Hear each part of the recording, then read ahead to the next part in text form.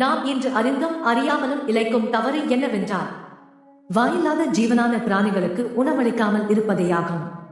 அப்படி செய்யும் செயல் உங்களுக்கே அது எதிரியாக மாறி மறுமை நாளில் அல்லாஹ்வின் முன்னிலையில் உம்மீது வழக்கு தொடரும் அபாயம் உள்ளதை பின்வரும் சம்பவம் விளக்குகிறது கேளும்.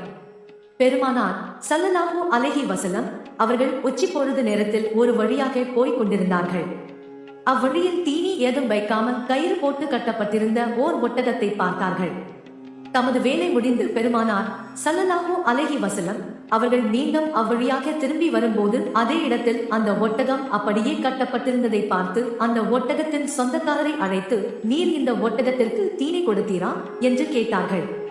அவர் இல்லை என கூற, நிச்சயமாக மறுமை நாளில் அல்லாஹ்வின் முன்னிலையில் இந்த ஒட்டகம் உம்மீது வழக்கு தொடரும் என்று பெருமானார் ஸல்லல்லாஹு அலைஹி வஸல்லம் அவர்கள் கூறினார்கள். இச்சம்பவத்தின் நீதி என்னவென்றால், பிராணிகளை